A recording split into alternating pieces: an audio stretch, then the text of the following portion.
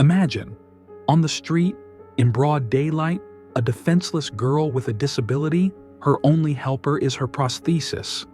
But suddenly, an officer approaches her, his gaze cold and his voice filled with contempt.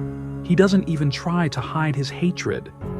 "You're not wanted here," he says, taking the prosthetic from her as if it were just a thing and not her only chance at mobility. She cries, begs, but the officer remains adamant, enjoying his humiliation of her in front of everyone. But he doesn't know who is behind this girl. He doesn't know that this act could be his biggest nightmare. Friends, how do you feel when you hear this? What would you do if you witnessed this situation? Write in the comments what your name is and where you are watching this video from. We really need to know who you are because you are our support, you are our inspiration. Because of you, we are able to tell these stories and seek justice. Each of your comments, each of your likes, each of your subscriptions helps us to become stronger. You are incredibly important to us, and together we can change the world, one step at a time. Thank you for being with us. Her name was Amara. She was only 10 years old, but life had already taught her that the world was often cruel and unfair. Each of her days began with a small struggle. She woke up before the other children in her neighborhood to tackle routine tasks that were real challenges for her. Her prosthesis, cold and heavy, was not as comfortable as those who had never needed such devices might think. At first, Amara tried to see her disability as a feature, not a disadvantage. But society made it clear to her from the start that she was different. At school, children often looked at her with curiosity, sometimes with pity, but most often with contempt. Some even laughed when they called her Iron Leg. Her mom, working 2 jobs, always said, "You're strong, Amara. Never let them break you." But even those words couldn't completely dull the pain she felt every time she was excluded from games, whispered about in the hallways, or simply ignored. The streets were especially hard for her. She loved to walk around the neighborhood, feeling the wind on her face and dreaming of a life where no one judged her. But the stares of adults were often even harder than the bullying of her peers. People looked at her as a reminder that poverty, disease, and injustice existed in their world.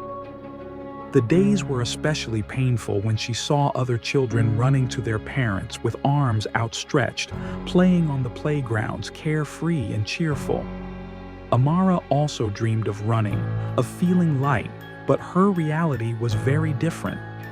In her little world, Amara had learned not to show her tears. She wore a mask of resilience, trying not to think about those who turned their backs on her and hoped that one day things would change. But this time, the change would come into her life too suddenly, leaving a mark that could never be erased. Her cry for justice remained mute, but inside she screamed every day, a cry she thought no one would ever hear.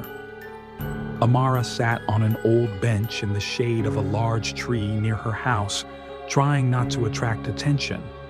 She loved this place. It was a place where she could feel invisible for a little while, hidden from the hard stares of passers-by. The prosthesis, which she had come to think of as part of herself, sometimes made her feel vulnerable. This time she wiped it carefully with a damp cloth, trying to keep it in good condition. But her world of silence and loneliness was shattered in an instant. A man in uniform approached her on the sidewalk. He was large, broad-shouldered, with a stern look and sharp features. A policeman. His footsteps sounded like hammer blows, echoing in her ears with frightening clarity. "What are you doing here?" he said sharply, stopping right in front of her. Amara raised her head and looked at him warily. She'd encountered people like him before, people who saw her skin color and disability as a reason to despise her. "Just sitting, sir," she replied quietly, trying not to show fear. His eyes narrowed and his lips curved in a mocking smile. "Just sitting there? Do you have permission to be here?" His voice was soaked with cold contempt. "Permission? This "This is my house, sir," Amara mumbled, pointing to the old apartment building behind the bench. The officer laughed, but there was not an ounce of kindness in his laughter. "Your house? That's a joke. What's this?" He nodded at her prosthetic, which was lying on the bench next to her. "You think you can walk around like that and sit here flaunting it? People around here don't want to see people like you." The officer's words hit harder than any physical blow. Amara felt her throat constrict, but she forced herself not to cry. She didn't want to give him the power to see her weakness. "I'm not doing anything wrong," she replied, trying to speak calmly, though her voice trembled. "Nothing bad?" he interjected sarcastically, taking a step closer. His shadow covered her like a dark cloud. "People like you are always up to something. Yours are always up to something. I'm warning you. Either you get out of here, or I'll make you want to." She didn't realize what she had done to deserve this attitude. The officer looked at her as if she were a criminal, even though she was just sitting in the shadows, not touching anyone. His next sentence sounded particularly cruel. "Why do you even have that?" He pointed to the prosthetic. "It wouldn't do you any good anyway. You should have stayed home and not embarrassed yourself in front of people." Those words were like a knife in her heart. His gaze was not only hate, but pleasure at her humiliation. Amara wanted to run away, to hide, but she couldn't. Without her prosthesis, she was chained to the spot. Then he did something she never expected. He reached out and grabbed her prosthesis. "I don't think you need him anymore," he said, his voice calm, almost lazy, like he was talking about something insignificant. "No, please," Amara shouted, holding out her hands to stop him. But the officer raised his prosthetic and looked at her like she was nothing. "Remember, girl," he said coldly, "people like you need to be taught where they belong." With those words, he turned and began to walk away, ignoring her pleas. Amara was left sitting on the bench, without strength, without hope, without her prosthesis. A heavy sense of injustice hung over her like a black cloud that obscured any enlightenment. She did not know that her cry, though silent, would soon be heard. Amara stared after the officer who was walking away with her prosthetic in his hand, as if it were just an unnecessary thing. She couldn't move. Her heart was pounding so hard, it felt like it was going to jump out of her chest. The officer stopped, as if remembering something important, and turned back. His gaze was predatory, his lips curled in a contemptuous grin. "What? You're having a hard time without it, aren't you?" he threw, raising the prosthetic up higher, as if he were showing off a trophy. "I don't think you cripple need it. It's not much use anyway." The officer's words were filled with such icy contempt that Amara felt her arms go rigid.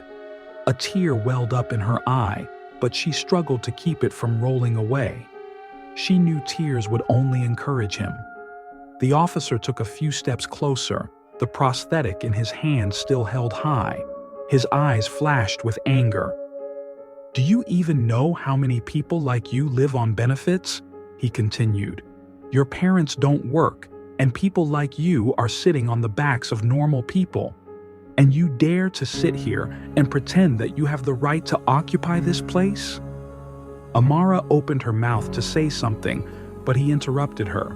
"Shut up." His voice grew louder, as if he wanted to attract the attention of passers-by. People began to slow down, to look around, but no one stopped. No one interfered. "You think you're special?" he continued, taking another step closer. His shadow covered the sun, completely obscuring the girl. "Nonbada. You're just useless, useless like the rest of you." He pointed to the crowd, as if trying to draw the attention of those around him to her.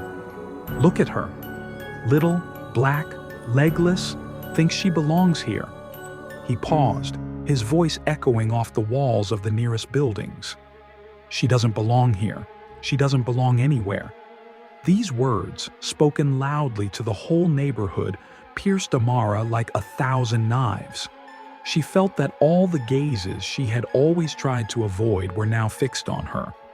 People's eyes read emotions ranging from pity to contempt. No one stopped. No one came to help. "Look how silent she is," the officer continued with a sneer, leaning closer to her. "You think tears will help?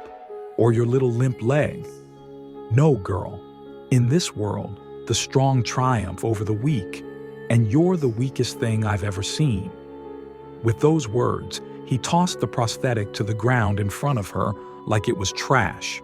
Amara wanted to reach for it, but the officer put his foot on it, pressing it to the dirt. "That's where you belong," he said, looking her straight in the eye.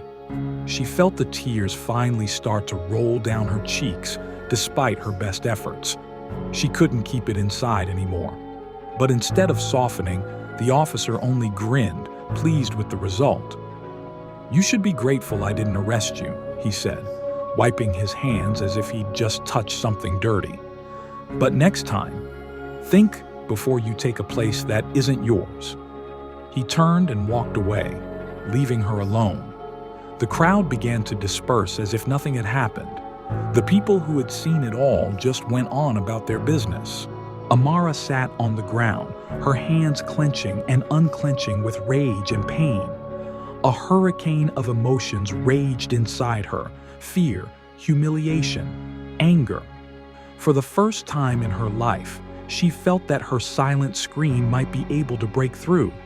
But for now, she was alone, in the mud, amid stares of indifference. That meeting changed everything. She didn't know how, but she knew it was only the beginning. Amara tried to collect her thoughts, lowering her gaze to her prosthesis, which now lay on the ground, smeared with dirt and covered with the officer's boot print. To her, the prosthetic was more than just a tool. It was her chance at a normal life, a symbol of her strength and resilience. But to the officer, it was just a thing, a means to another humiliation. "Pick him up," he ordered coldly, leaning over the girl so close that she could feel his heavy breathing. "Pick him up and put him here, in my arms." Amara looked at him confused, not understanding what he wanted. "I don't... Why?" Her voice shook, a mixture of fear and despair. The officer snorted as if he'd heard something funny. "Why?" "Because I said so, that's why," he said, his voice icy and threatening. "Or do you think you have a choice?"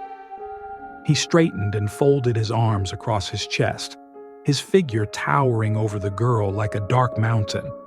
His face expressed superiority and contempt, as if he enjoyed every moment of her humiliation. Amara clenched her fists. She wanted to say something, to defend herself, but the words stuck in her throat. She was seething with anger, but she was afraid that any resistance would cause more humiliation. "Don't you understand what I said?" The officer raised his voice, his tone becoming threatening. "Hand over the prosthesis, or I'll take it back myself." She wrapped her arms around her knee as if trying to protect herself from this man who was suddenly the embodiment of all her fears. But how will I walk?" she whispered, her voice almost inaudible. The officer leaned closer and said in a way that only she could hear, "Who says people like you have to walk at all?" Those words hit her harder than any physical action could. In the officer's eyes, she was not a human being, but something less, something that didn't deserve even basic respect. Amara couldn't believe her ears. She stared at him, trying to find even a hint of sympathy or pity, but his gaze was as cold as ice. He was enjoying her suffering. "Think of it this way, girl," he said, taking a step back but not removing his commanding tone. "You're too young to mean anything. And when I say pass, you pass. It's simple." A crowd around him began to gather. People stopped and stared, but no one came any closer. Some of them looked embarrassed, some of them judgmental, but no one dared to intervene. Amara felt their stares like sharp needles that penetrated her to her heart. "Do as you're told," he continued, looking down at her, "or I'll do it for you. And believe me, it'll be even easier." She felt her hands begin to shake. She wanted to scream, to challenge him, but she knew he wouldn't stop. "Please don't," she whispered, trying to hold back the tears. "Can't you hear me?" he shouted, his voice even louder, making the others flinch. "Don't make me say it again." Amara realized she had no choice. Slowly, with her head down, she bent down to pick up the prosthesis. Her movements were slow and painful, as if each action caused her unbearable mortification. The prosthetic was dirty, covered with dust and the marks of the officer's shoes. When she lifted him up, the officer held out his hand. His smile was triumphant, as if he had just won an important battle. "Good girl," he said, taking the prosthetic from her hands. "See how easy it is if you do as you're told." He held up the prosthesis, examining it with visible contempt, as if it were something disgusting. Then he turned to the crowd, raising it higher. "Here, look," he said loudly, addressing the people around him. "The little beggar can do without this. She doesn't belong here, among normal people." These words made Amara feel so ashamed that she wanted to fall through the ground. She could no longer hold back the tears that flowed down her cheeks as she watched this disgusting spectacle. The officer threw one last look at her, full of contempt, and stepped back, still holding the prosthetic. "Maybe I'll give it back if you learn to respect the rules," he said with a chuckle. "In the meantime, think about your behavior." With those words, he turned and walked away, leaving Amara sitting on the ground, humiliated and broken. The crowd began to disperse, and soon she was alone, with one leg and a broken heart. She stared after the officer taking away her only chance at movement, and felt something new being born inside her. It was more than anger, it was determination. She didn't know how, but she knew she wouldn't let this humiliation go unpunished. Amara sat on the sidewalk, her skinny shoulders shaking and her tear-filled eyes staring at a dot somewhere in front of her. She couldn't lift her head, couldn't meet her eyes with those around her. Even now that the officer had gone, leaving her alone, the humiliation he had brought still hung over her like a heavy cloud. Tears streamed down her cheeks, hot and salty, as if they were burning marks on her skin. She tried to brush them away with her hand, but they flowed again, uncontrollably like a downpour. They weren't just tears of grief, they were pain, resentment, shame. Her silent scream caught in her throat, and she felt the air grow heavy, as if it was impossible to breathe. The prosthesis he'd taken from her wasn't just a part of her body. It was her only chance to be a little closer to normalcy. Without it, she felt empty, vulnerable, as if she'd been robbed of the last bit of her dignity. Remembering the officer's words, she felt her heart clench with pain once again. "People like you shouldn't be walking at all." Those words echoed in her head.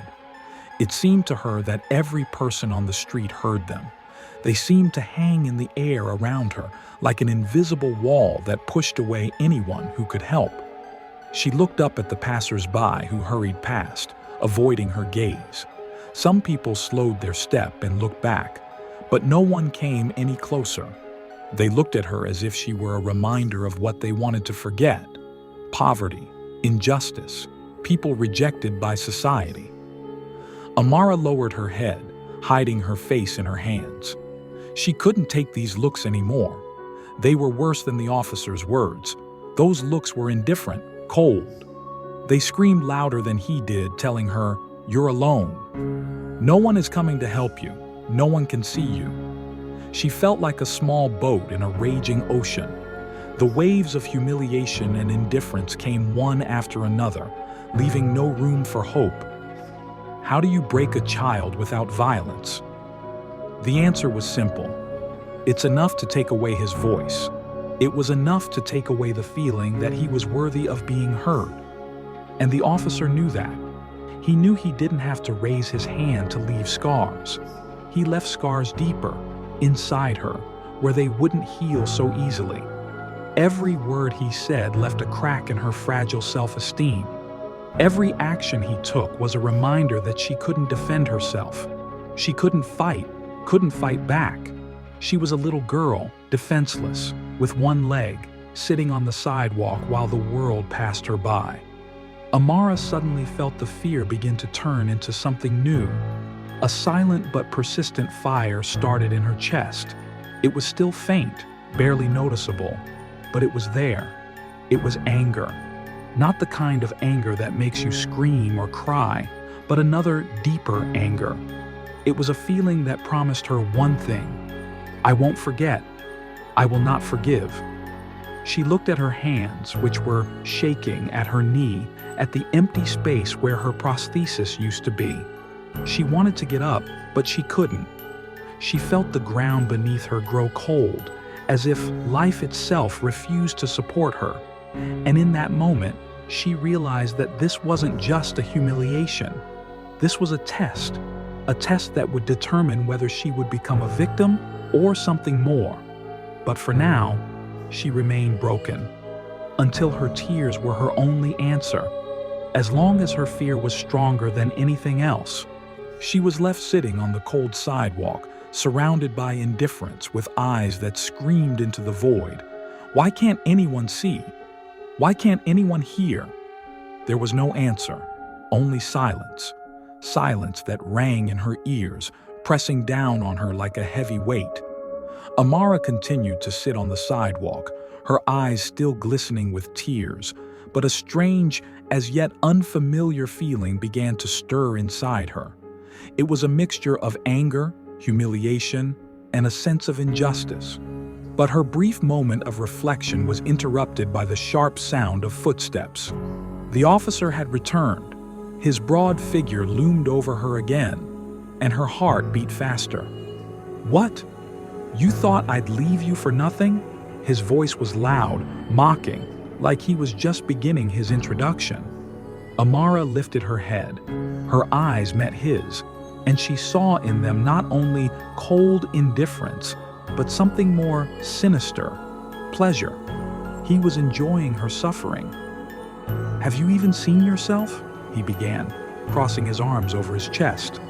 "Small, dirty, with one prosthetic. Who the hell are you to be sitting here in a normal neighborhood? I'm sure your mommy doesn't even know where you are right now. Or is she, like the rest of you, out drinking or on welfare again?" Amara felt his words hit her heart. She couldn't understand why he was doing this, why he continued.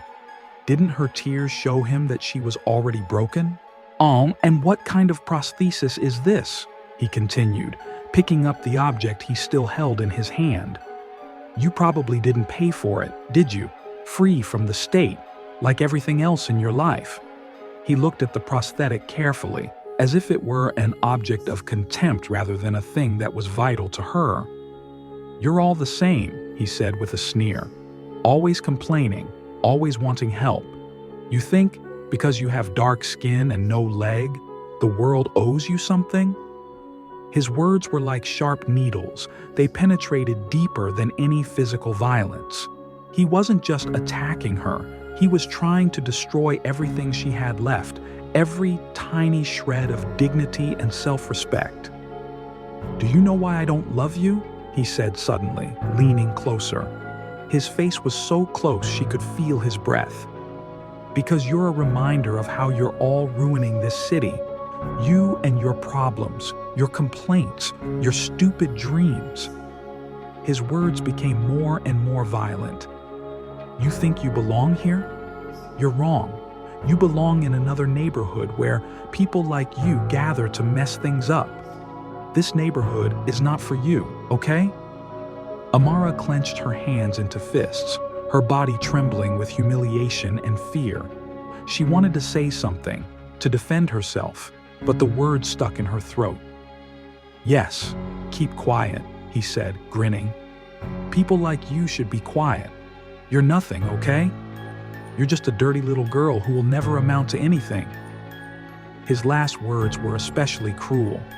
He knew how to hit her harder than he had physically hit her. He was aiming for her hope, for her belief that she had a future. And remember, he added, tossing the prosthetic back to the ground in front of her, no one is coming to help you. No one will stand up for you, because no one cares about you. With those words, he turned and walked away, leaving her alone, again. The crowd began to disperse, as if the performance was over. But Amara knew this moment would be with her for a long time to come. She sat there, unmoving, her eyes staring at one point. Everything he'd said, everything he'd done, seemed to have drained her of all vestiges of faith in people. But in the back of her mind, something began to change. It was a small flame, faint but unquenchable. Anger. Anger at this man. Anger at those who stood watching. Anger at a world that allowed people like him to humiliate people like her. And in that moment, Amara realized she didn't want to be a victim anymore. Amara sat on the sidewalk, her slim shoulders slumped, her eyes wandering somewhere between the dirty asphalt and the prosthesis that now lay nearby. Her tears had already dried, leaving salty traces on her cheeks, but there was no longer any sparkle in her eyes, only emptiness. Around her, the city was buzzing, but all she could hear was silence, oppressive and heavy as concrete walls. Passers-by flickered in her peripheral vision like random spectators. They slowed their steps, cast furtive glances, but no one stopped, no one approached. They were ordinary people, men in suits hurrying to work, women with bags, teenagers with phones in their hands. Their eyes said everything Amara didn't want to hear. "It's not my problem. Let someone else handle it." One woman, clutching her child's hand, cast a quick glance at Amara and immediately averted her eyes, pulling the child closer to her. She quickened her steps, as if she was afraid that the girl might affect her life in some way. The man in the expensive coat looked at her, frowned, but said nothing. He turned away, fixed his collar, and continued on his way. Amara noticed the teenagers who had stopped a little ways away. They were whispering as they looked at her, some of them laughing. She couldn't hear their words, but her imagination filled the silence with derogatory phrases.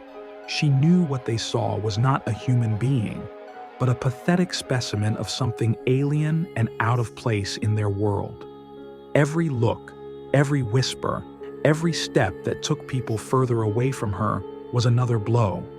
These people could have intervened. They could have said something to the officer, but instead, they chose silence. She suddenly remembered the officer's words, "No one is coming to help you. No one cares about you." Those words, which had seemed only part of his taunts at the time, now sounded like the undeniable truth. Two women passing by stopped, looking at her. "Poor child," she whispered, glancing at her friend. "How could this happen?" "Just awful," replied the other, but neither of them took a step closer. Their sympathy was a useless, hollow sound that vanished into thin air. "Should we call someone?" the first one suggested tentatively. "What for?" The other one shrugged her shoulders. "It's none of our business. It was probably her own fault." They shrugged and walked away, leaving Amara alone. Each of these men thought they didn't have to do anything. Each of them chose not to take a risk, not to mess with the officer, not to step out of their comfort zone. There was a power in their indifference, destructive and icy, that killed hope in Amara faster than the officer's words. She felt small, tiny, as if her existence meant nothing. Her world grew narrower and narrower until it narrowed to one sidewalk, one puddle of mud, and a prosthetic she could no longer reach. But worst of all was what she saw in the eyes of these people. They weren't just ignoring her, they were afraid of her, afraid to intervene, afraid of her pain, afraid that if they helped her, that pain would become their own. They didn't see her as a child, didn't see her as a person. She was something else, a problem they could sidestep. Amara closed her eyes, trying to erase the moment from her memory. But the images of the passers-by, their stares, their whispers, their indifference stayed with her like shadows she couldn't shake off. In that moment, she realized it wasn't just the officer who broke her. It was all of them. Everyone who walked by, everyone who turned their backs, everyone who looked and decided that her pain was not their concern. These people who could have been her salvation became her greatest pain. The officer stood, holding the prosthetic as if it were a trophy. His gaze was full of smugness, and his lips stretched into a mocking grin. He slowly raised the prosthesis above his head, showing it to the crowd as if it were a symbol of his power, of his victory over this little girl who could do nothing against him. "Look here," he said loudly, addressing the others, who, in spite of their attempts not to interfere, involuntarily froze as they watched the scene. "There she is, your little heroine. Thinks she can sit here pretending to be a victim, and yet all she has is a government handout." He considered the prosthetic as if studying it, then turned to Amara, his gaze even more contemptuous. "Do you know how much it costs?" he asked with a sarcastic grin. "More than you'll ever earn. And will you ever make any money at all?" "I doubt it. People like you are used to living off other people's money." Those words sounded like hammer blows. Every comment he made took away a part of Amara's strength, a part of her faith in herself. She clenched her hands into fists, feeling them shake, but she couldn't say anything. "Do you even realize that it's not yours?" he continued, pointing to the prosthetic. "Other people made it for you, out of our tax dollars. And now you think you can walk around with it like you deserve it?" He leaned closer, and his voice was quieter, but even more threatening. "You don't deserve this, girl. You don't deserve anything." Amara looked up at him, her heart racing, but she couldn't say a word. She felt her throat tighten with anger and resentment, but that anger was still suppressed by her fear. The officer straightened up again, picked up his prosthetic and shook it in the air with mock derision. "Look at this," he shouted to the crowd as if he were addressing an audience. "This is proof that they can't do it on their own. They always need someone to save them, to help them, to carry them on their shoulders. And for that, they think they have a right to be here among us." The crowd didn't react, but no one left. Some looked with obvious disapproval, some with curiosity, but most of them simply tried not to meet the eyes of either the officer or the girl. "Let's see what you do without it," he said, lowering the prosthesis to the ground and throwing it down with force. The prosthetic fell with a thud, soiling itself in the dirt. Amara instinctively reached for it, but the officer lifted her foot and pressed the prosthetic with his boot, preventing her from reaching. "No, no, no," he said, shaking his head. "You don't deserve this yet. Be thankful I didn't take him away for good." His boot slowly pressed against the prosthetic, and Amara felt the pain in her chest become unbearable. This wasn't just an object. It was her chance to walk, her means of transportation, her tool for survival. To him, it was a toy, a symbol of his superiority. "Please," she whispered softly, her voice trembling. "Please bring him back." "Give it back?" he repeated with a sneer, looking down at her. "Do you know what it takes? You have to earn it. In the meantime, you're going to sit here and think about your behavior." He removed his foot and stepped back, leaving the prosthetic lying in the dirt. But he didn't walk away. He stood beside her, watching her like a predator in no hurry to end his game. "And don't touch it until I say so," he added, as if he were talking to a dog, not a child. Amara sat there, unmoving. She wanted to grab the prosthesis, to run away, to hide from the horror of it all, but her legs refused to move, and the fear and humiliation paralyzed her. She felt small, helpless, and most of all, forgotten.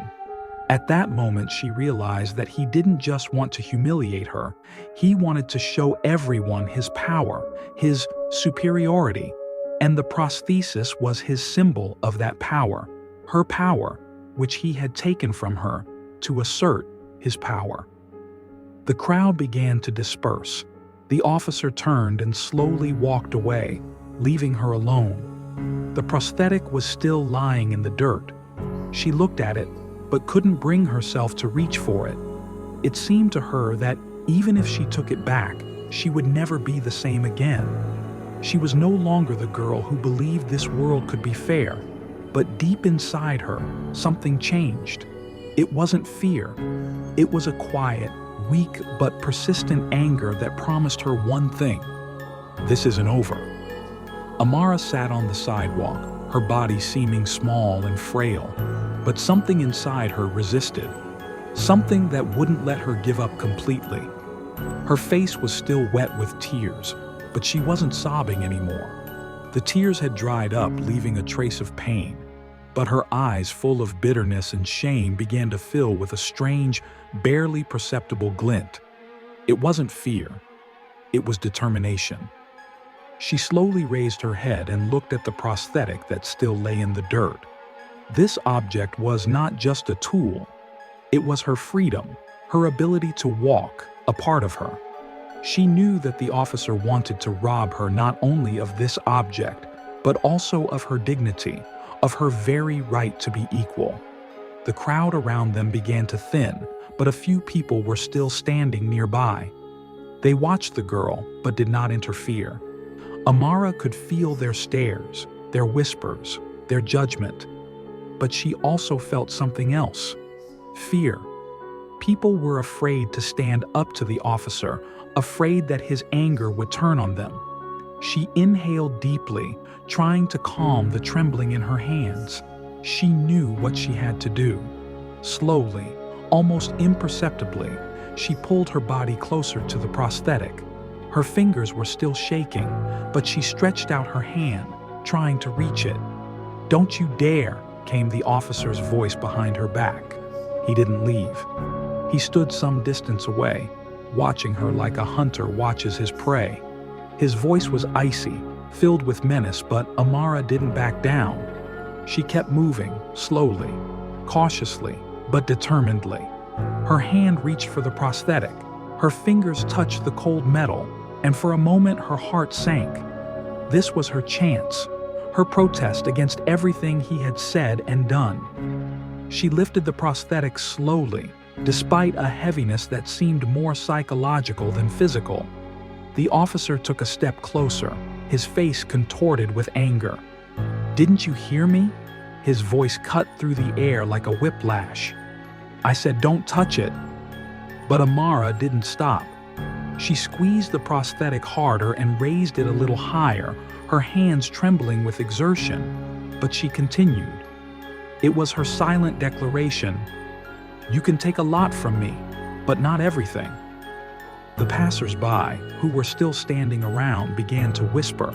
Some of them looked at the girl with surprise, others with alarm. They saw her weakness, but there was a strength in her actions that even they lacked. "I'm warning you, girl," the officer growled, his voice getting louder by the second. "Put that down now, or you'll be sorry." Amara looked up at him. Her eyes were no longer full of fear. Instead, there was a hardness in them that she hadn't realized until that moment.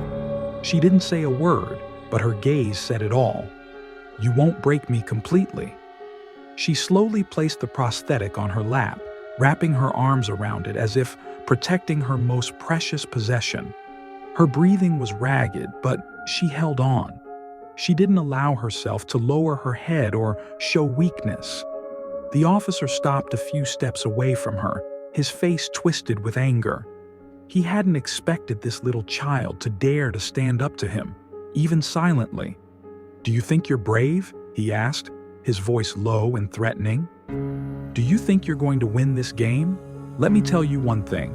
People like you always lose." Amara didn't answer anything. She just continued to sit there, hugging her prosthetic tightly, and stared at him. Her silence was deafening. It said more than any words could. The crowd began to disperse, but something new flashed in some people's eyes. It was a mixture of admiration and shame. They saw in her a strength they couldn't find in themselves. The officer stood for a few moments longer, his chest heaving with rage, but he said nothing. He turned and walked away, his heavy boots thudding loudly on the pavement. Amara was left sitting alone. Her body was exhausted, her arms trembling from exertion, but she didn't let go of the prosthetic. She felt exhausted but strong at the same time. Her silent protest didn't stop the officer, but it proved to her that she could fight. And though tears began to flow down her cheeks again, they were not just tears of pain. They were the tears of someone who, despite everything he had lost, had managed to keep his soul. The crowd had almost dispersed. The passers-by who had unwittingly witnessed Amara's humiliation scattered hurriedly, trying to forget the day and how their own indifference had made them part of the injustice. But a few people were still standing on the sidelines, glancing around, one of them pulling out his phone, filming the scene as if sensing that this wasn't the end. Amara was alone on the sidewalk. Her hands were still clutching the prosthesis tightly, and her eyes were staring into the void. Her strength was failing, her body shaking from the tension and cold, but a silent fire still burned inside her. She was no longer crying. Her silence was a challenge to the world that had turned its back on her. At that moment, the silence was broken by the sound of footsteps. They were barely audible at first, but quickly grew louder. They were the footsteps of a man who wasn't just walking, he was approaching with a confidence bordering on fury. Amara raised her head slowly, her gaze meeting the tall figure of the man who was striding toward her with confidence. His gait was relaxed, but there was strength in every step, as if the ground beneath his feet was getting firmer. It was her father, tall, muscular, with a stern expression on his face. He looked like a man who was used to being listened to. His eyes, brown and deep, were full of anger, but it was not the anger of a powerless man. It was the anger of someone who knows he has the power to make a difference. The passers-by who were still around began to whisper. Some recognized him. His face had been seen on the news, in newspapers, in courtrooms. He was not just a father, he was a famous lawyer and human rights activist, a man who had dedicated his life to fighting for justice and equality. His name rang like thunder in circles where discrimination and oppression were resisted. Amara. His voice was soft but filled with strength. It's okay. Those words seemed to break down the wall that held back her tears. Her lips quivered, and she called softly to him, "Dad." He quickened his step and found himself in front of her, kneeling down to be level with her. His eyes filled with pain when he saw her face, her tears, the dirt on her clothes and hands. But his face remained calm, though in that calmness he felt a volcano of emotion ready to explode. Who did this? His voice was quiet, but his tone was threatening. Amara nodded toward the officer who stood nearby, his back turned and talking to someone on his radio. Her father stood up, his posture even taller, his shoulders squared, and he walked straight toward him. "Hey, you," his voice cut through the air, causing the officer to freeze. He turned slowly, his face contorted with irritation. "What's the matter?" the officer threw, not hiding his displeasure. "What's the matter?" Amara's father's voice was low, but there was a menace in it that could make anyone feel uncomfortable. "The point is that you've decided to humiliate my child." The officer was slightly confused, but quickly regained his swagger. "Is that your child?" His tone was sarcastic. "Then maybe you can explain to her that she can't just sit wherever she wants and wave her. This." He waved his hand at the prosthetic as if it were trash. Amara's father stepped closer, his eyes as cold as steel. "You just admitted to humiliating a child who is already vulnerable," he said, his voice icy. "Not only did you take away her prosthesis, but you also made racial slurs." "I was just doing my job," the officer snapped, his face reddening. People like her," his father interrupted him. Go on. I want to hear what you have to say," the officer faltered. Now he felt that the situation was out of his control. "Look, I don't have to explain my actions," he muttered. "You explain them, and not just to me," Amara's father said, taking out his phone and pointing the camera at the officer. "You explain them to the court. You will explain them to the world." The officer staggered back, his self-confidence beginning to fade. The crowd, which had been indifferent at first, now began to gather again, whispers growing louder. People pulled out their phones, filming what was happening. "You overstepped your authority," Amara's father continued, his voice louder. "You humiliated a child on the basis of her race and disability. You took away what gives her the ability to get around, and you did it because you thought you could get away with it." The officer was silent, his face ashy. He tried to say something, but the words stuck in his throat. Amara's father turned to his daughter, walked over to her and gently lifted her up with her prosthesis. His voice became soft, but firm. "No one has the right to take away your dignity. No one." Her eyes filled with tears, but they were tears of relief. She felt that she was no longer alone. Her father had held her, and his strength was now her strength. Though it was only the first step, Amara knew justice had already begun its movement. The crowd around them began to gather tighter and tighter, people pulling out their phones, taking pictures of what was happening. There was something new in the eyes of those who stood closer: condemnation. Their indifference was replaced by curiosity and then anger. Some whispered, some pointed at the officer, but no one looked at him with the same respect. The officer felt that shifting wind. He stood with his arms crossed, trying to maintain his self-confidence, but under Father Amara's cold gaze, his mask began to crack. You don't understand. He started, but his words sounded weak and unsure. "I understand more than you think," Amara's father interrupted, his voice hard as steel. "You thought you could humiliate a child because no one would stop you. You thought your uniform was a shield to protect you from responsibility. But you were wrong." The officer turned visibly pale. He looked at the crowd, which was now clearly against him, and for the first time all day, he felt truly threatened. His face contorted with a mixture of anger and fear. "You have no right to talk to me like that," he shouted, trying to regain control. "I was acting within my authority." "Your authority?"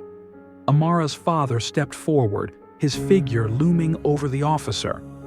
"Your authority is to protect people, not to use your power to humiliate and suppress them. Do you think your uniform makes you untouchable? Do you think your actions will go without consequences?" The officer tried to say something, but the words stuck in his throat. He looked around at the people around him, hoping to find at least one person who would take his side.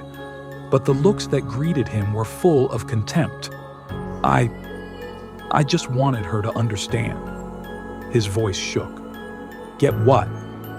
Amara's father's voice got louder, sharper. "That she doesn't deserve to be here? That she's not like you? That she should remain silent when you decide her life is worthless?" The crowd around them began to move closer, their whispers turning into outright condemnation. "This is outrageous. How could he? Poor girl." Every word from the crowd was another blow to the officer. His face turned red. He began to choke, but he could say nothing to justify his actions. "Look at her," Amara's father continued, turning to his daughter. She was still holding the prosthesis, cradling it as if it were her most precious possession. "This is a child. This is the girl you hurt. You used your power to show your power over someone who can't defend herself. And what has that done to you? Do you feel strong? Do you feel like a man? Those words made the officer lower his gaze. He could no longer look at Amara, at her father, at the crowd. All he could see now was the dirt under his boots, the same dirt he had thrown the girl's prosthetic into. Amara's father continued, his voice growing quieter but even sharper from that. I've seen your kind before. People who use their power to suppress others. People who think they can humiliate and insult because they have a badge. But your power is not infinite, and today you will realize that. The officer clenched his fists, his hands shaking, but he couldn't say anything. He felt his whole world crumbling. His familiar world, where he could do anything, say anything, was now threatened. "Yeah, I didn't mean to," he mumbled, but the words sounded so pathetic that even he didn't believe them. "You didn't want to?" Amara's father leaned closer to him. "Then why did you do it?" The officer answered nothing. His lips trembled, but no sound came out of them. He realized that he had done something terrible, but the realization came too late. The crowd started videotaping him. Some had already called the police, some to the media. The officer realized that now he is not just a man in uniform. He was now a symbol of injustice that the whole world would soon see. His eyes met Amara's. There was no hatred in her gaze, only pain and hardness. That look penetrated him more than her father's words. "I'm sorry," he whispered, but even that word sounded hollow. Amara's father turned to his daughter, lifted her into his arms with the prosthesis, and hugged her tightly. His face softened, but the fire of justice still burned in his eyes. "You're not alone anymore," he said quietly to her, but so that everyone around her could hear it. The officer remained standing still, surrounded by looks of disapproval. He realized that his mistake would cost him dearly.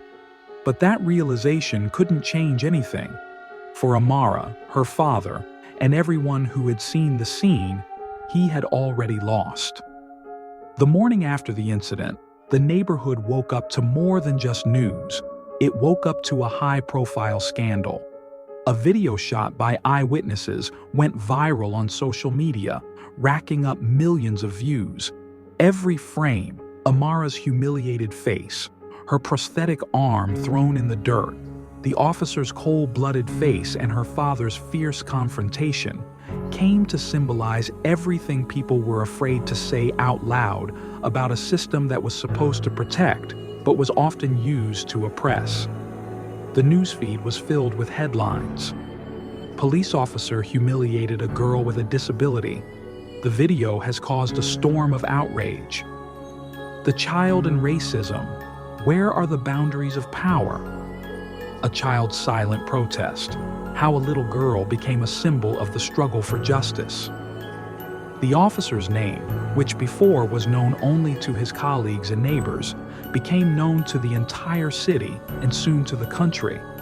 His face was on TV screens. His actions were discussed on talk shows, in articles, and on forums. He became more than just a policeman. He became the embodiment of everything bad that was associated with overbearing cruelty and prejudice. Officer James Moulton, as he was now known to everyone, faced a wave of resentment that was overwhelming. Colleagues who had smiled at him yesterday in the corridors of the station now averted their eyes. Some of them publicly condemned his actions, trying to distance themselves from him and save their own reputations. "His behavior is unacceptable," the police chief said at an emergency press conference. "We have launched an internal investigation, and I can assure the public that such incidents will not go unpunished." But it wasn't just an investigation. Under public pressure, the chief of police was forced to suspend Moulton from the force. For James, this was the first blow. His badge, which he wore with pride, was removed from his uniform. We cannot allow the actions of one person to cast a shadow on the entire department, the police chief added, trying to soften the blow to the department's image. The crowd outside the police building that gathered after the video was distributed was jubilant. People held placards with inscriptions: "Justice for Amara," "No to racism in uniform," "We demand change." Moulton watched it from the window of his house. He knew that going outside would be suicide. His neighbor, who used to be healthy with him every morning, now walked by without looking in his direction. "It wasn't me," he tried to explain to his wife, but even she looked at him with disbelief. Meanwhile, Amara's father, a prominent lawyer, did not leave the case at the level of public condemnation. He assembled a powerful legal team that began preparing a lawsuit against the officer and the police for abuse of power, discrimination, and moral damage to his daughter. "This is not just my daughter's case," he said at the press conference. "This is the case of every child, every family that faces injustice. We will make sure that the perpetrators are held fully accountable." The trial began a few weeks later. Dozens of journalists, activists, and members of the public were present in the courtroom. Every day of the trial was covered in the news, and every statement went viral. During her testimony, Amara, despite her youth, made a huge impression on the court and the audience. She talked about her feelings, how the officer's words and actions shattered her faith in safety, but also how her father's support helped her get back on her feet, both physically and mentally. Moulton sat at the defense table, his face pale, his hands clutching the edges of the table. He tried to look indifferent, but it was obvious his world was crumbling with every word. When the verdict was handed down, the hall erupted in applause. Moulton was found guilty of abuse of authority and inflicting moral harm. He faced not only dismissal, but also imprisonment. The police were also forced to pay Amara's family substantial compensation. Amara's father immediately promised to use the money to set up a fund to help children who have suffered discrimination and violence.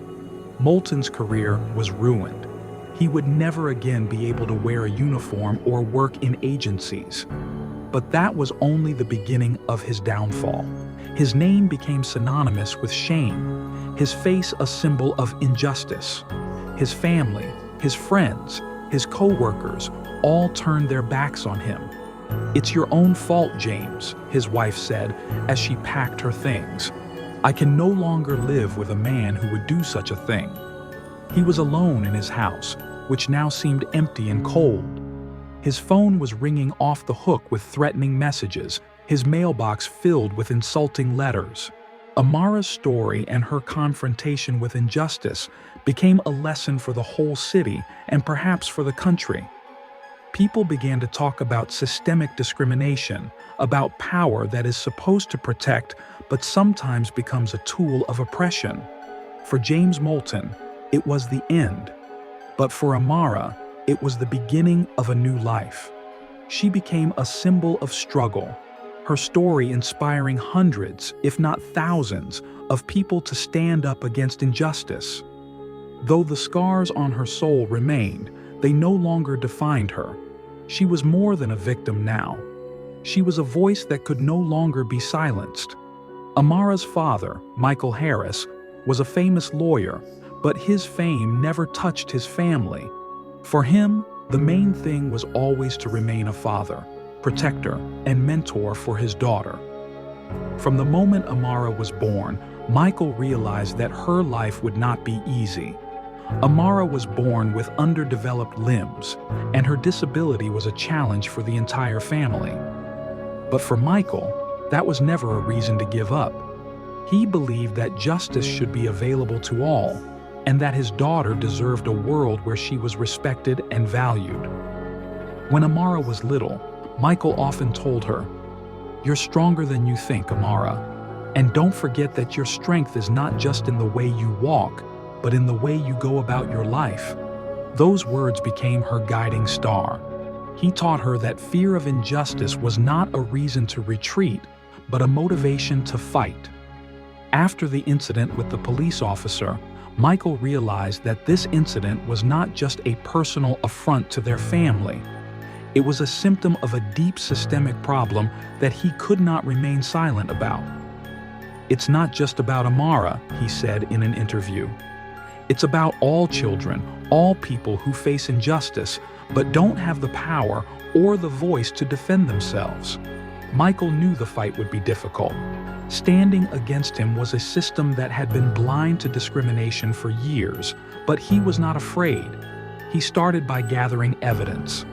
Eyewitness video, eyewitness testimony, medical reports of the psychological damage Amara had suffered, all became weapons in his hands.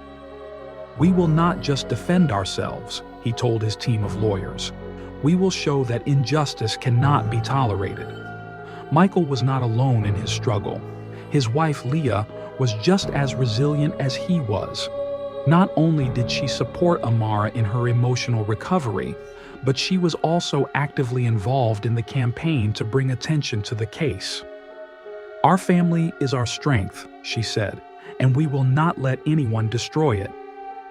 Leah organized meetings with activists, helped raise funds for the lawsuit, and inspired other parents to share their stories of the injustices their children faced. The story of Amara and her father became a symbol of the national campaign for police reform and protection of the rights of people with disabilities. People began to take to the streets with placards, writing letters to state institutions demanding justice. "Michael Harris showed us that family is more than just the people who support you," said one activist at the rally. "It's a force that can change the system." The trial became the epicenter of this struggle. At the hearing, Michael spoke not only as a lawyer, but also as a father. His speech to the court was full of anger, but also of deep love and determination. "I'm not just defending my child. I am defending the right of every child to grow up in a world where their skin color, their physical features, their background are not a cause for humiliation. My daughter is not a victim. She is a hero who went through humiliation, but kept her dignity." Michael's words drew applause in the courtroom. Even the judge could not hide his admiration. When the court ruled in favor of Amara, it was not only a legal victory, but also a moral one. The Harris family received significant compensation, but that wasn't Michael's main goal. He realized that the real victory was changing the system. "We will use these funds to help others," Michael said at the press conference. "We will create a fund to support children who face discrimination." The story of Michael and his family became an inspiration to many. People began to talk about the need for reform, about the importance of protecting the rights of those who cannot protect themselves. Amara, despite her youth, became the voice of a new generation. She spoke at rallies, shared her story, and inspired others not to be afraid to speak up. "My father taught me that justice is not something you can get by sitting on the sidelines," she said at one of the speeches.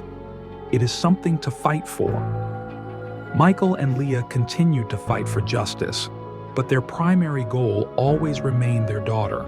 They knew that their family's strength was not only in their unity, but also in the fact that they never let injustice define their lives.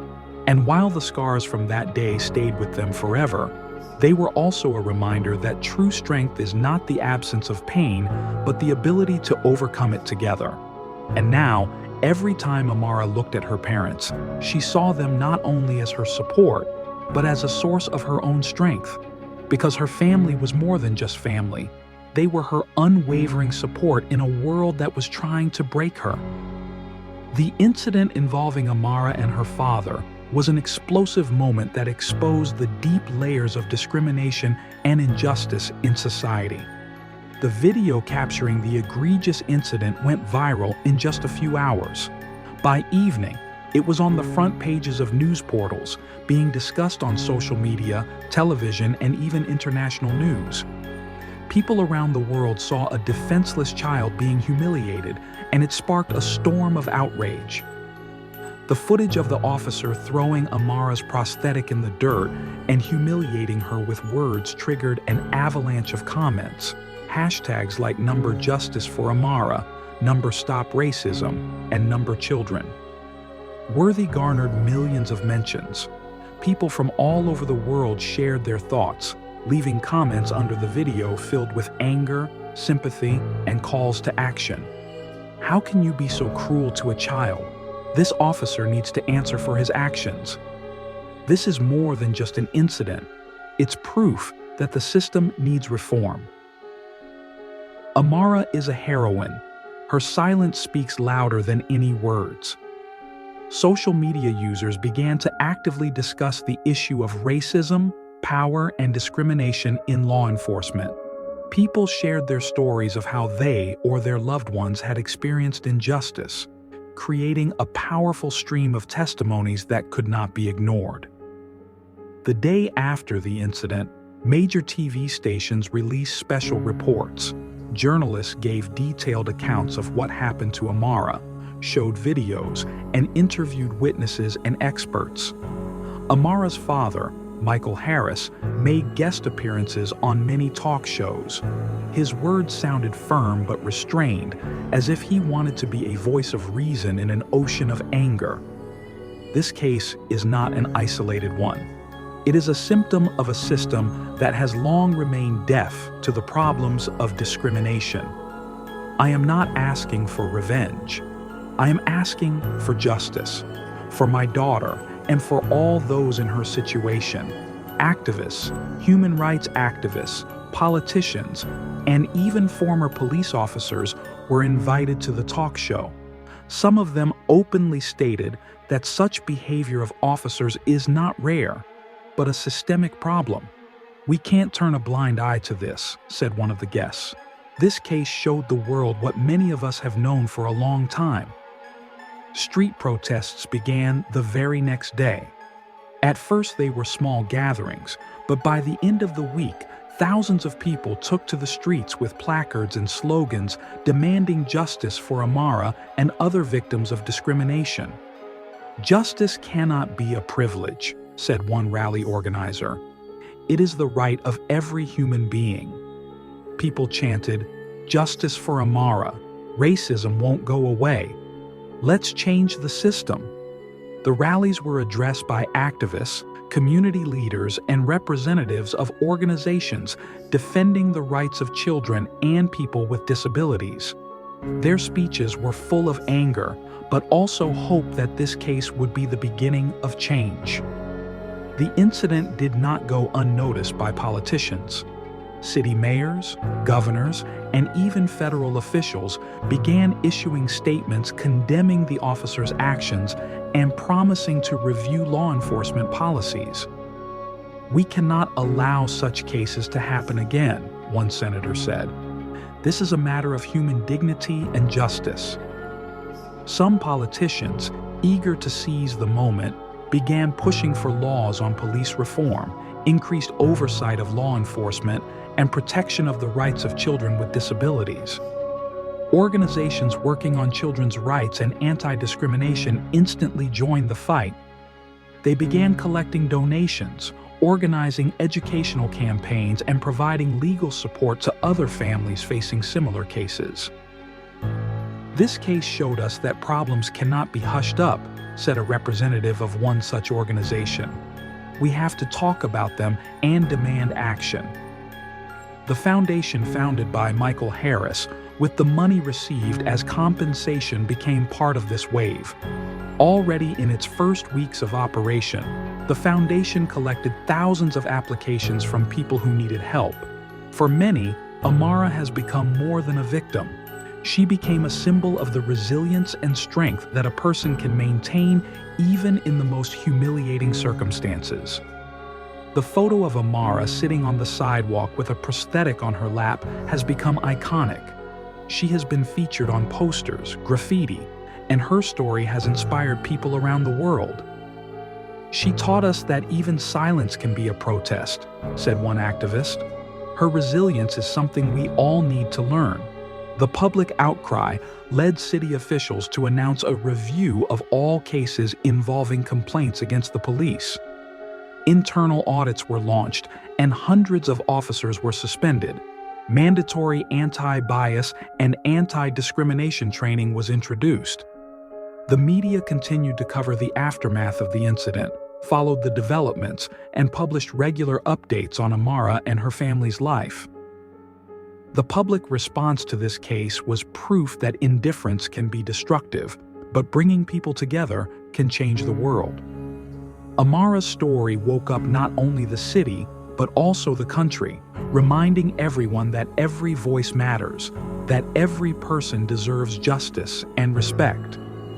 Although the road to change was a long one, the beginning was a little girl who, through her silence, made the whole world speak. Amara's incident, which began as a tragic manifestation of cruelty and discrimination, became the catalyst for a powerful movement that spread not only to her city, but to the entire country. What started out as the silent despair of a little girl became a loud cry for justice that united thousands of people from all walks of life. When Amara's story became public, many people who had previously felt helpless in the face of injustice began to realize that they were not alone. The video of a girl with a prosthetic limb being humiliated became a symbol of what many people had experienced but kept silent about. "I never thought anyone would understand my pain until I saw Amara," the woman wrote on social media. "Her story compelled me to tell mine." Such confessions began to multiply. People shared their stories of discrimination, injustice, abuse of power. The internet became filled with the voices of those who had previously been afraid to speak out. At first, it was individual posts, but soon whole groups began to organize. People created chat rooms, pages, and communities dedicated to fighting for equality and reform of the system. The name of the movement was born almost by accident. One user wrote under the video, "We are all Amara." This phrase instantly became a hashtag that began to unite people. We Amara became a symbol of solidarity, recognizing that anyone could have been in her shoes, and a call to action. The rallies and demonstrations that began in the city of Amara spread across the country. People took to the streets with placards that said more than any speeches. Amara deserves justice. We are all equal. Silence is enough. People of all ages, professions, nationalities participated in these movements. Mothers with children, students, teachers, doctors, workers, everyone felt that this was their struggle. One of the key faces of the movement was Amara's father, Michael Harris.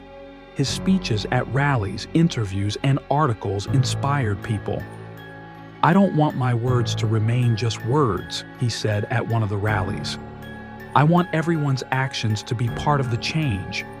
We can make the world a better place if we fight together." But Michael was not the only leader. The movement quickly attracted activists, human rights defenders, and people willing to dedicate their lives to the fight for equality. A young teacher from a nearby town began a series of educational programs to teach children about human rights and the importance of respect for others. A former police officer, fired for refusing to participate in the misconduct of his colleagues, began to speak out about reforms in the law enforcement system. The movement went beyond protests. People began to change their thinking. Schools held open classes on equality and justice.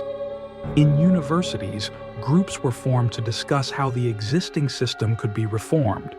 On social networks, users began to actively support each other, tell their stories, share their experiences and ideas. Many videos of people talking about how they fought discrimination went viral.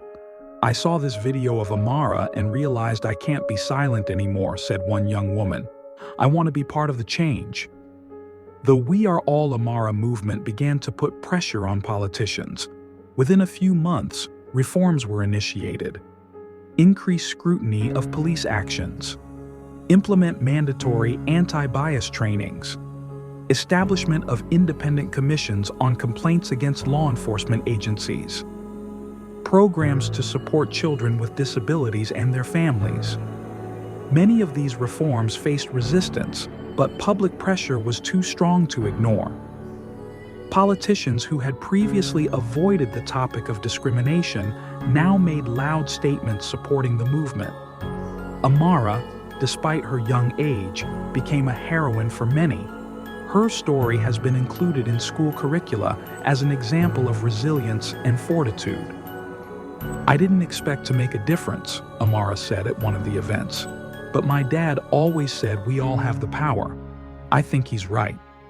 Thank you all for hearing me." Her words caused a storm of applause. People stood holding candles as a symbol of hope and remembrance. What began as an act of humiliation and cruelty was the beginning of a huge change. People who had previously been afraid to come forward were now united. Those who felt helpless found support.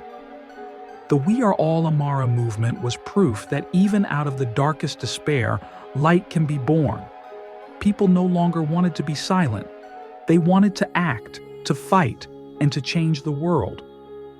Amara became a symbol of that struggle, but every person who became part of the movement was also part of it. Together, they showed that fortitude, support, and unity can defeat even the deepest injustices. Several years have passed since the day Amara's humiliation became the beginning of a massive movement for justice. What began as a tragedy for one little girl has become a force that has changed the lives of thousands of people. Now, looking back, Amara, her family, and those who became part of the struggle have seen that even the darkest moments can lead to light. Amara had grown up. She was now 16 years old, and her life was different than before. Now she wasn't just a girl with a prosthetic that was looked down upon. She had become a symbol of strength and resilience. Her story inspired people of all ages, and Amara herself felt that her voice would never be silent again. "I once thought I was alone," she said at an event, "but you showed me that I wasn't. Thank you for being there for me when I needed you most." Her performance drew applause. People looked at her with admiration. For many, she became an example of how pain can be turned into strength and injustice into an opportunity to change the world. Amara was now actively involved in the foundation that her father had set up after the incident. The foundation helped children with disabilities, victims of discrimination, and families facing injustice. Michael and Leah Harris, Amara's parents, have been by her side every step of the way. Their family became even stronger after all the trials. They knew that their fight for justice had changed not only their own lives, but the lives of many others. "I'm proud of my daughter," Michael said at one of the conferences. "She has shown me that strength is not always expressed in buzzwords. Sometimes strength is the ability to maintain your dignity, even when the world tries to take it away from you." The We Are All Amara movement has not just become a symbol of struggle, it has brought about real change. Strict rules against bias were introduced in the police force. Independent commissions were set up to monitor the actions of law enforcement agencies. Laws protecting the rights of children with disabilities have become stricter. Schools have introduced educational programs on the importance of respect, inclusion, and equality. But most importantly, people began to change. They became more aware, more attentive to those who needed help. Amara became a symbol of this transformation. Years later, on the anniversary of the incident, a large festival was organized in the city to commemorate the equality movement. Activists, politicians, teachers, and young leaders took the stage, but the highlight was Amara's speech. She stood in front of thousands of people, looked at their faces, and there were tears in her eyes, but not of pain, of gratitude. "I once thought injustice was the end," she began, "but you taught me that it could be the beginning." the beginning of something bigger, something important. We prove that every voice matters. We've proven that when we come together, we can change the world. And I want to tell you today, this is just the beginning. Our future depends on us, and I believe it will be bright. Her words were met with a great deal of applause. People stood holding candles in their hands as a symbol of the hope they wanted to carry on. The day was not just a remembrance of the past, but a reminder that the future can be different.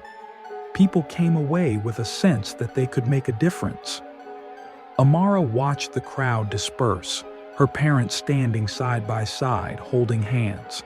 She smiled. Her life was far from perfect, but she knew that her story was proof that even in the most difficult challenges, you can find meaning and inspiration. She turned to her parents and said, "I think we did it." And in that moment, she knew their path was the right one. The pain she experienced did not disappear, but it turned into a strength that inspired an entire generation. The future she saw before her no longer frightened her. It was filled with hope, light, and the assurance that she and her family had done everything they could to make the world a better place. Friends, this story is not just a story. It is a reminder of how important equality, justice, and support are. Have you or someone you love experienced injustice, discrimination, or racism? Write about it in the comments. Share your thoughts. Your voice is important, and we want to hear from you. You are incredibly important to us. Each of your comments, likes, and subscriptions help to promote our channel so that these stories are heard by as many people as possible. We appreciate each and every one of you, and you are our main support. Thank you for being with us and helping us make the world a better place. Don't forget to subscribe to our channel and give us a like if this story touched your heart. Together, we can make a big difference. May your day be bright and kind. Remember, even small actions can change someone's life. Take care of yourself and your loved ones.